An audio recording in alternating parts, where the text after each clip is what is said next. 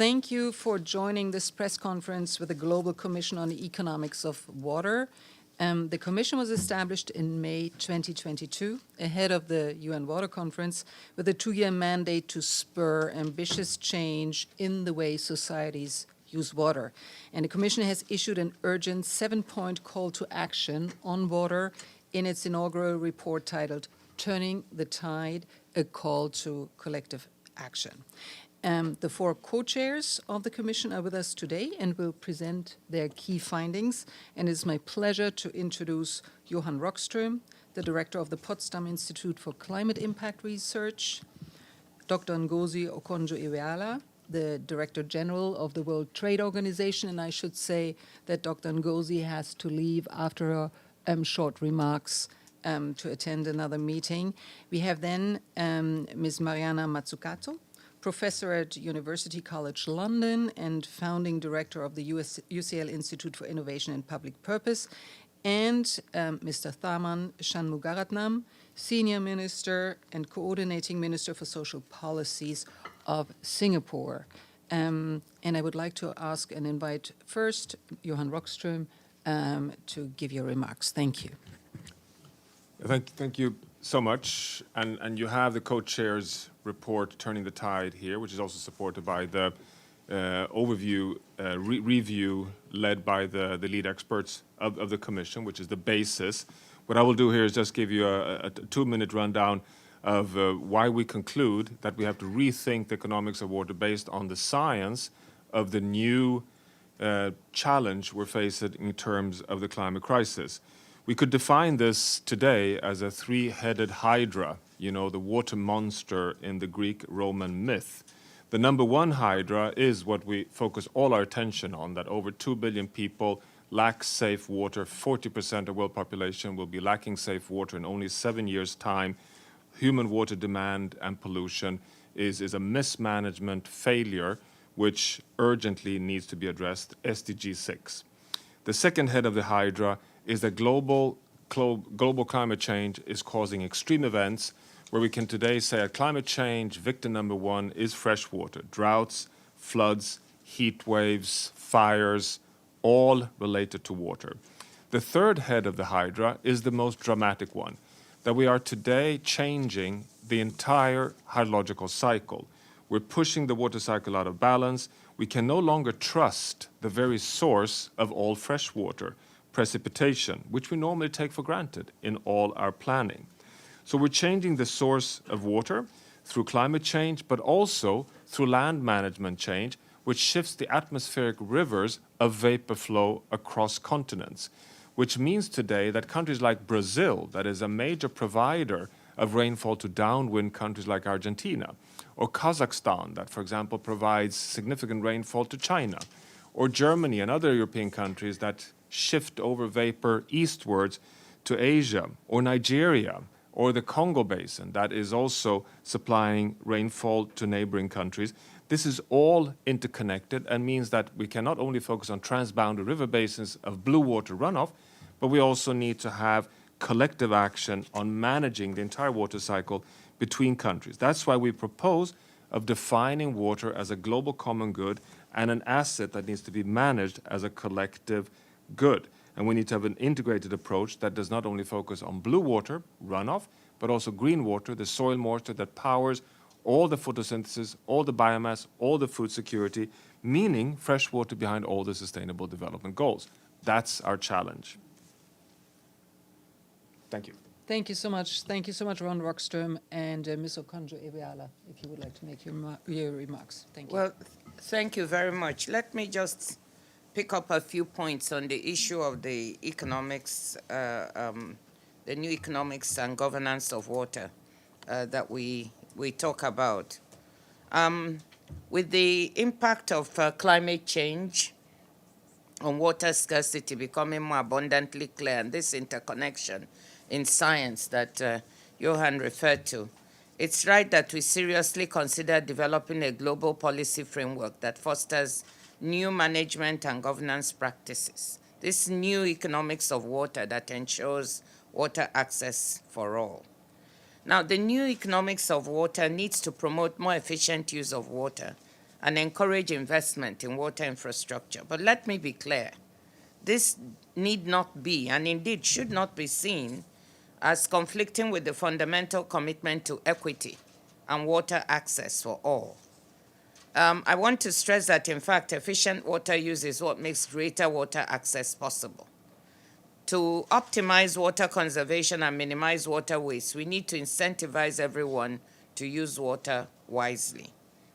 The report that we released last Friday highlights the importance of incentives for more careful water use and expanded investment in water infrastructure that translates into broader water access.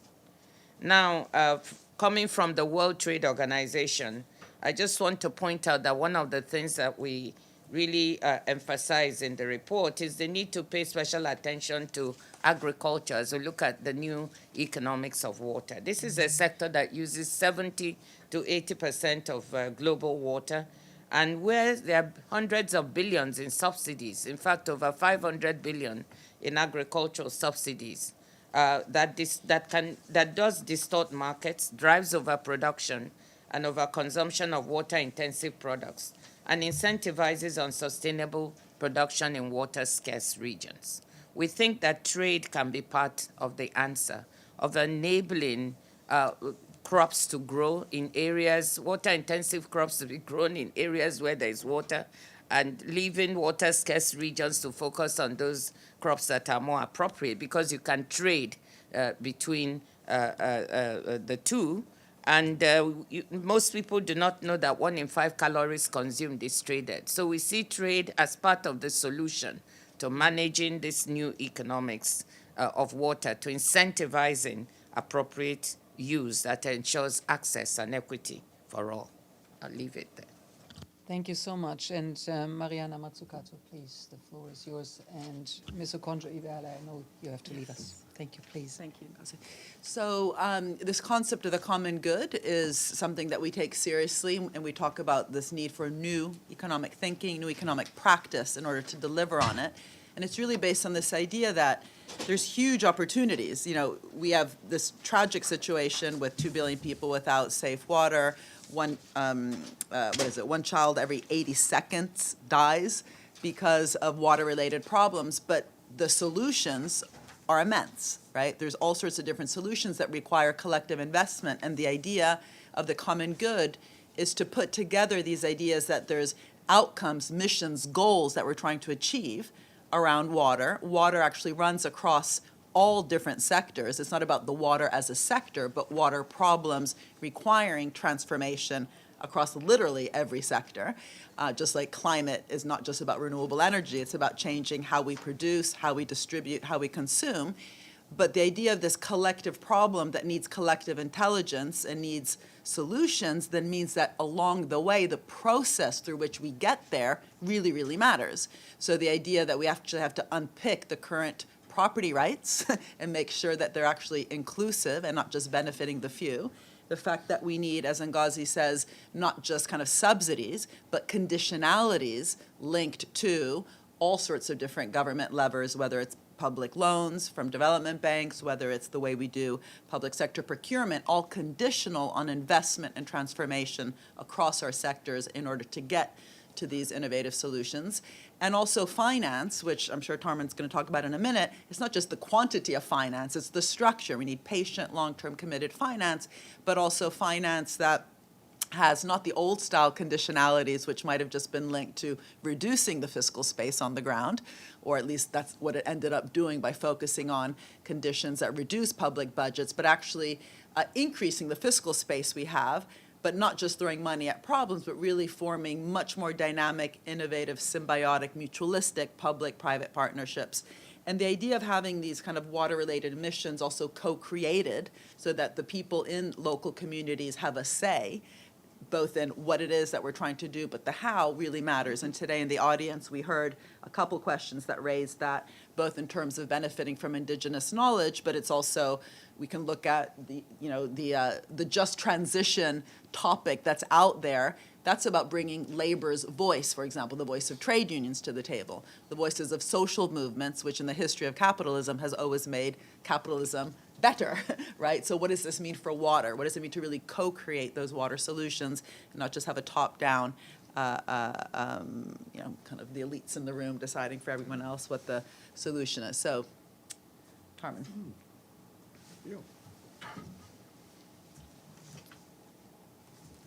Thanks. Well, just to build on what Mariana and Johan and Gozi have said, a central theme in our report has been to identify the nature of the global water crisis.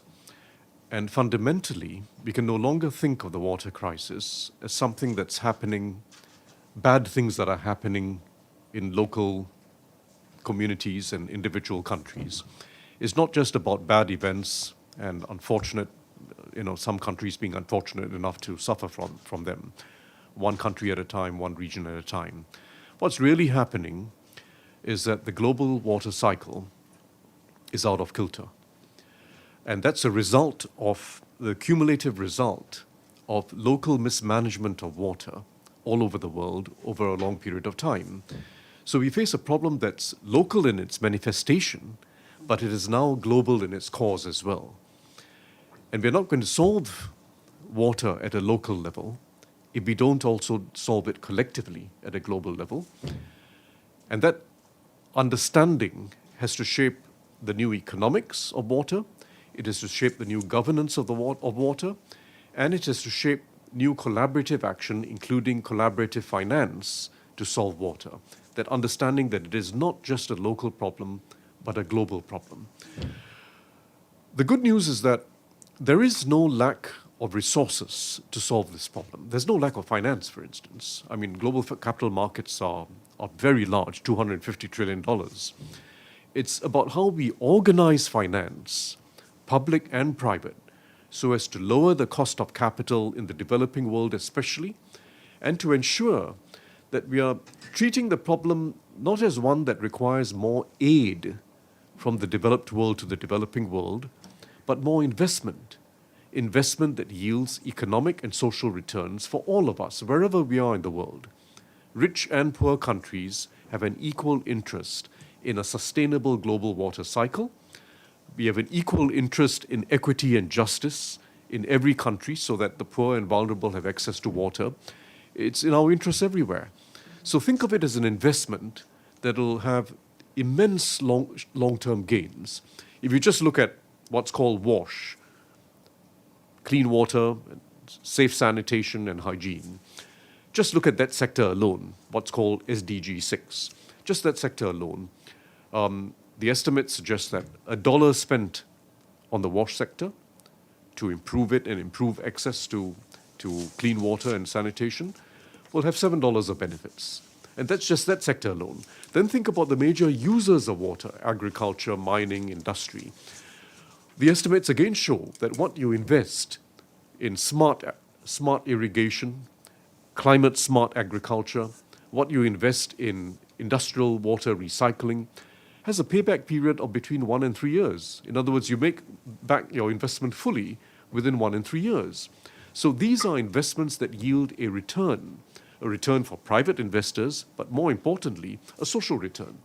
So we've got to shift our mindset towards recognizing that the problem is global, not just local. Second, recognizing that the solution does not involve aid, but involves investment. And that has to be collective investment that brings together public and private sources so as to lower the cost of capital in the developing world for water investments. Just to start, I mean, actually, that's a very thoughtful question. If I might say, Brazil is a country that offers, we often think of the problems in Brazil. It's also a country that has solutions that the rest of the world should observe very closely. Interestingly, the public-private partnerships that Brazil has developed now in the water sector are proving to be amongst the more successful ones. They've reduced costs significantly. They've improved productivity significantly. They've reduced leakages. And the regulatory framework for the private sector in Brazil is one I think that many other countries should now look at. How you can provide sustainable returns for the private sector and serve the public interest at the same time. I'm not saying it's all rosy and it's all working perfectly, but it is one of the better examples of public-private partnership. Just make, oh, sorry. Yeah, I just wanted to, given that we're focusing in on Brazil here, to say that it's absolutely true that there are efficiency gains and that efficiencies play a role, but we are beyond that today. That won't be enough. We are, in the Brazilian case today, changing the very provision of precipitation because of climate change causing droughts, forest fires, heat waves in the Amazon basin, which in itself impacts on the very source of rainfall, precipitation, which means that it doesn't matter how efficient you are if you don't get the rainfall, because you're changing the whole cycle. And we're changing it because of global warming, but we're also changing it because of deforestation. So one has to really connect all the systems here. If you want to be sure that you have any water to operate efficiently with, then you need to secure the source. And the source has to be secured through managing the climate and nature. So all of these have to come together. So what we're suggesting is to put value at every step of the way, not only on the day you're using the water, but also to secure that tomorrow we have the supply of water. So it's kind of both dimensions. Yeah, maybe just to add, sorry. Just in terms of your last point, do we focus on well-being or water? The point that we've been trying to make is that they're intimately connected, and the fact that all the SDGs, not just the obvious ones of SDG 14, life below, our seas, and SDG 6 around WASH, but also the ones around gender parity, SDG 5, have to do with water. So one of our commissioners, Yvonne Sawyer, was the mayor of Freetown in Sierra Leone, and she said that in Freetown, a lot of the rapes actually happen when women go fetch water because they don't have access to it, right?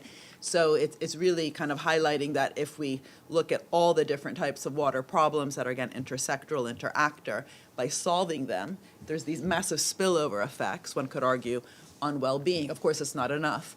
But also in Brazil, I'd say there's three other quick things. One is you also have experience with outcomes-oriented budgeting in Porto Alegre, which many countries have tried to, emulate. And the idea there is that if there's a problem, you actually think of, just like when we go to war, we don't say, oh, here's a bit of money, go fight. We actually have war-oriented budgets. We don't do that with our social problems, right? If you want to reduce knife crime in a city, you might actually have an outcome that you're trying to achieve and throw a budget at that, which would then be distributed across many different sectors. Water and all these water problems that we look at could actually benefit from outcomes-oriented budgeting. But also, you have a very active public bank, BNDES, no? And one of the problems around the world is not, again, the lack of finance, but money might just be given out, and Ghazi talks about the problematic subsidies and guarantees, transforming concessional finance into conditional finance that's conditional on investment and transforming sectors, so we don't have laziness and inertia within that kind of public-private space is something that a country that actually has a proper public bank can really benefit from. So the kind of solutions that we need range from changing our storage systems, reducing the leakages in our infrastructures, improving agricultural technology. All these require investment and collective action, but they don't happen on their own. The example I gave in the session before was if we look at where some sectors have actually transformed, like in Germany, steel has become much greener than steel in other parts of the world. It actually came about because their local development bank, the KfW, put that as a condition. They didn't tell them how to do it because that would stifle innovation. You want a strong direction, but then bottom-up experimentation. But the fact that the steel sector got a loan conditional on them agreeing to lower the material content of production, which then they did through repurpose, reuse, recycle technology, is just an interesting example. And that idea of actually putting conditions attached to anything, even procurement or loans during a COVID bailout program. If we look at what happened in France, for example, unlike in Italy, which I think you're from, companies like Fiat in Italy always just get help from government in bad times with no conditions attached. In France, it was interesting that during COVID, both Renault and Air France, the money they received as help, right, was conditional on them agreeing to lower their carbon emissions in the next 5 years. In the UK also, we didn't do that. We just gave 600 million to EasyJet, no conditions attached. So that's why I think it's really important to say there's different ways of doing capitalism. There's not one way. And this call to action is actually about changing business models. Precisely as Tarman says, it's not about aid, right, and just transferring, money from one place to another. It's allowing development, capacity, production, distribution systems to change.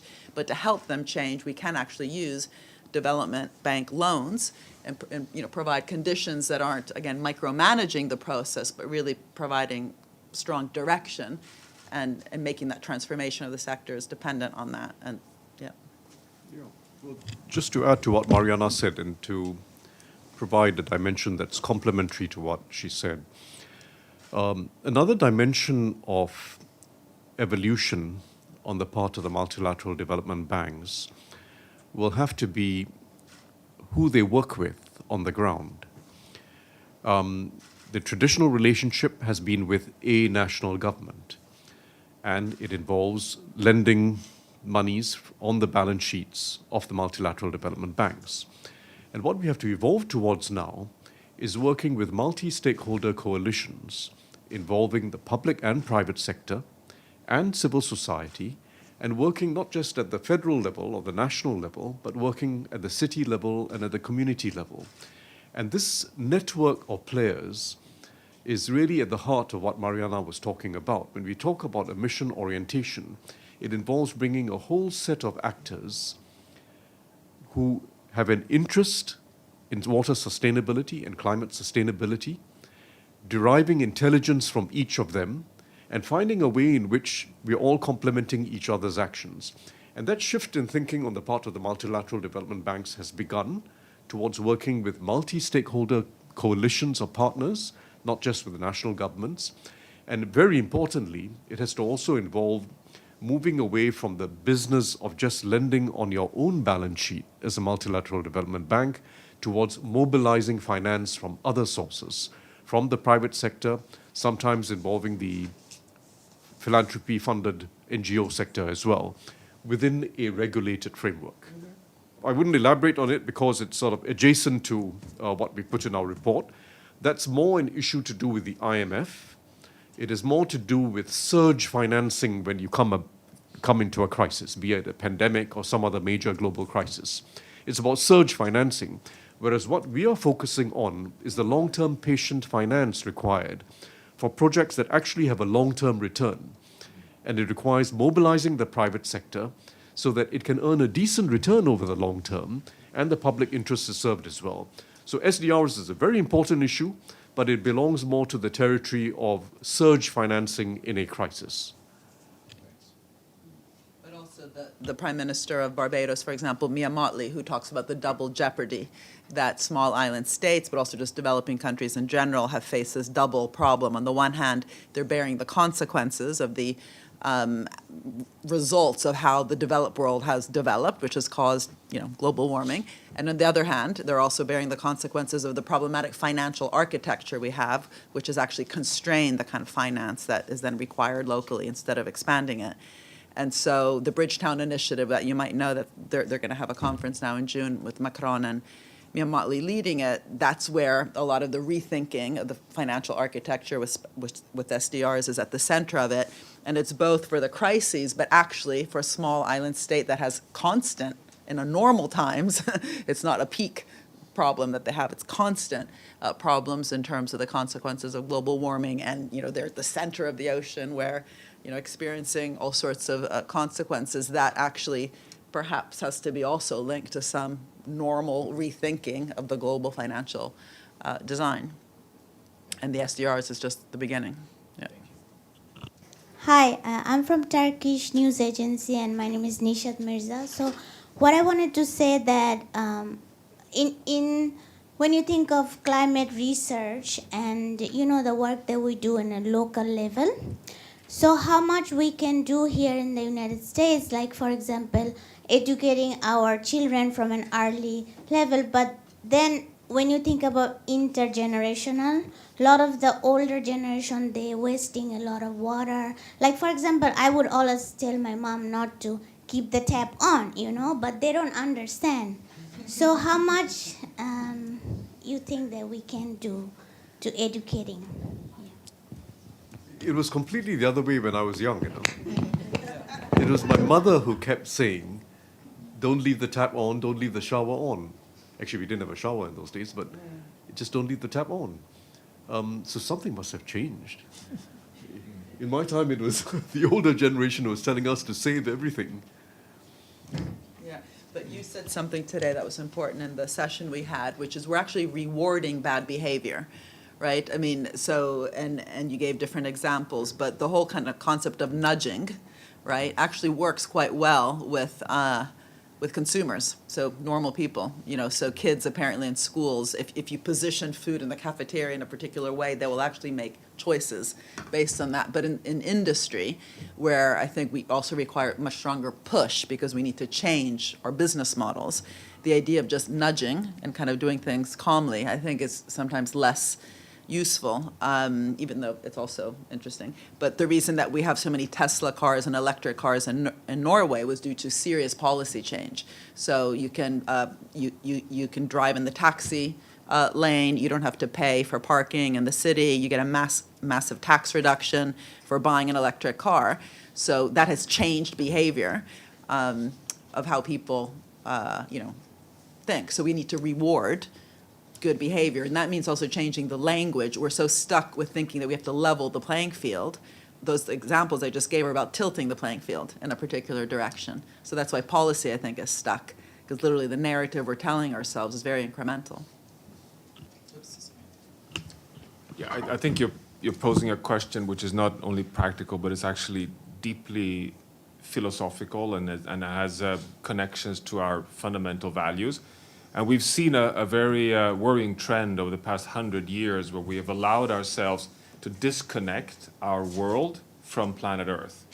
And this is why we have all the challenges of biodiversity loss and climate change, that we have been allowing ourselves to simply consider that economic growth is everything and we can simply exploit for free from the planet as if the planet has this infinite capacity of just provide goods and services for free.